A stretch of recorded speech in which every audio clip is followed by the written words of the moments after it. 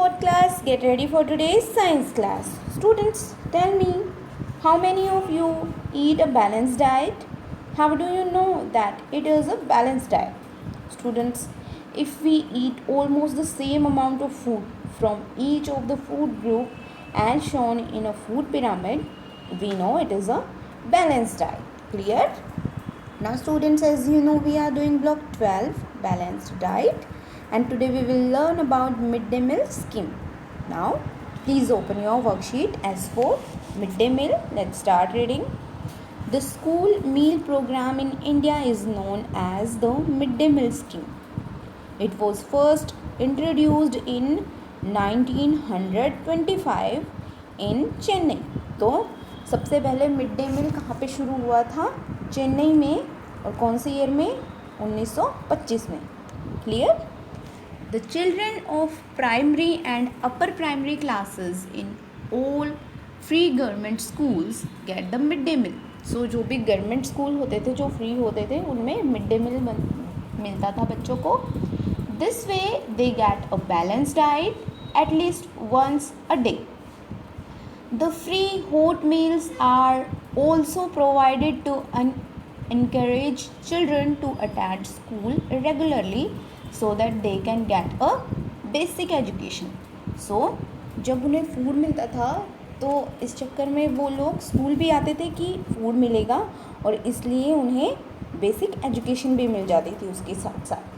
I hope you understand that. Now here are some questions based on that story. Now students, tell me, when did the government start the midday meal?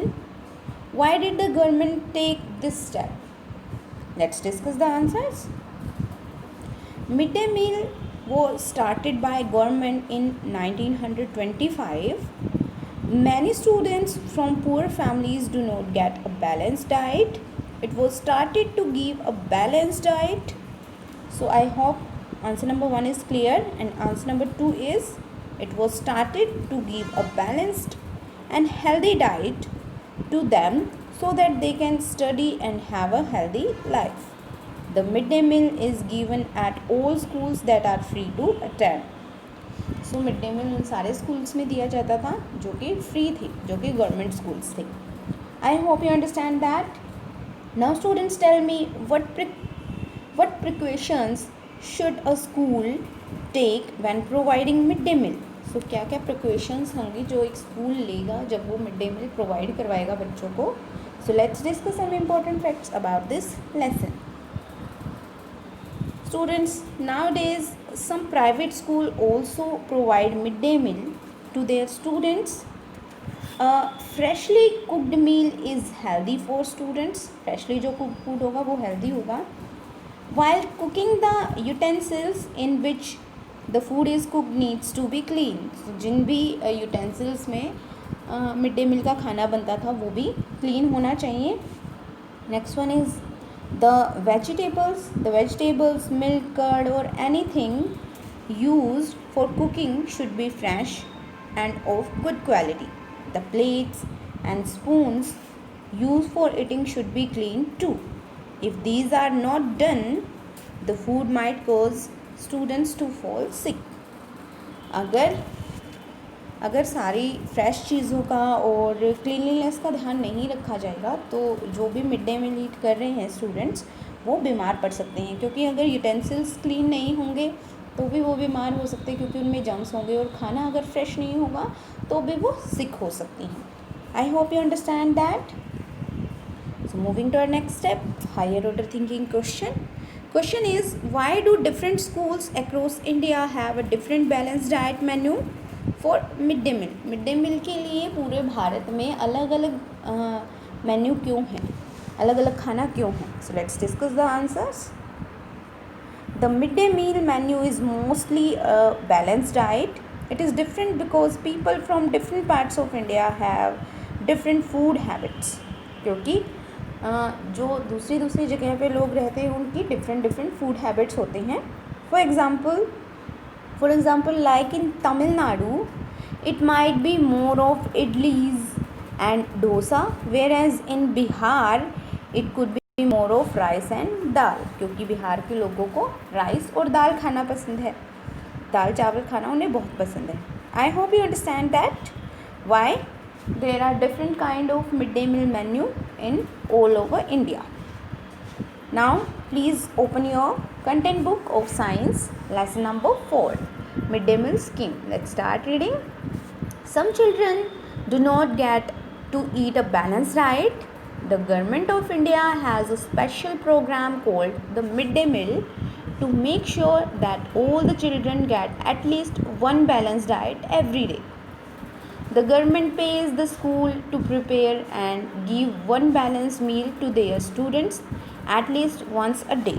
So government जो है वही पे करती है, government पे करती है school को खाना बनाने के लिए और बच्चों को देने के लिए, ताकि बच्चों को कम से कम एक टाइम तो बैलेंस डाइट मिले. आई hope you understand that this is the picture that children are taking midday meal from the school and they are praying God for this midday meal. They are saying thank you to God for this midday meal. I hope lesson is clear to you all.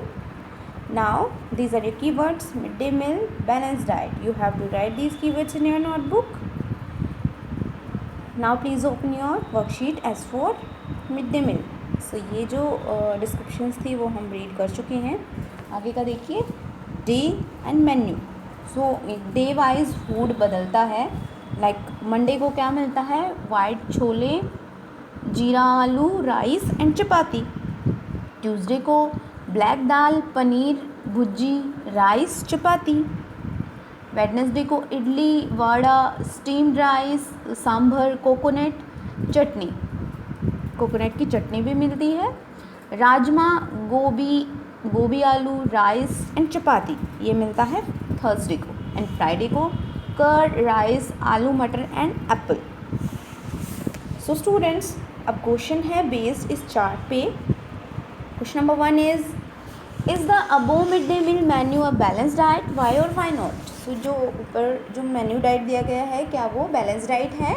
Yes, it is a balance diet because in this menu food is given from all food groups. क्योंकि जो food बच्चों को दिया जा रहा है वो सारे फूड ग्रुप से दिया जा रहा है. I hope you understand that. Next question is the mid day meal a good idea, Y?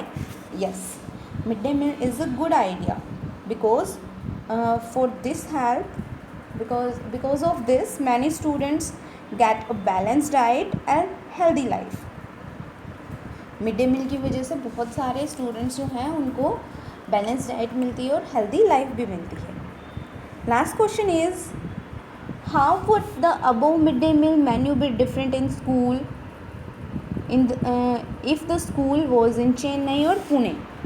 सो ये जो ऊपर वाली मिड डे मील मेन्यू है वो कैसे डिफरेंट हो जाता अगर स्कूल जो है वो चेन्नई और पुणे में होता? Yes, it will surely different because if the mid day meal in Chennai then midday meal might be more of idlis and sambar. क्योंकि चेन्नई में ज़्यादातर लोग जो हैं वो सांभर और इडली ईट करते हैं. whereas in Pune it could be more of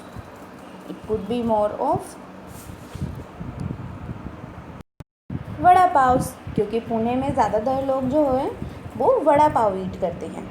I hope worksheet is clear to you all. So you have to complete this worksheet. Now students, you have to do practice question number 8. Ruchi is overweight. The doctor has advise her to eat less rice and sweets, why? So Ruchi overweight हो गई है, बहुत ज़्यादा मोटी हो गई है, wait ज़्यादा हो गया उसका. तो डॉक्टर ने उसे एडवाइस किया है कि राइस और स्वीट्स कम ईट करने हैं. तो आपको बताना है क्यों. So you have to complete your work in this way. Thank you everyone for watching this video.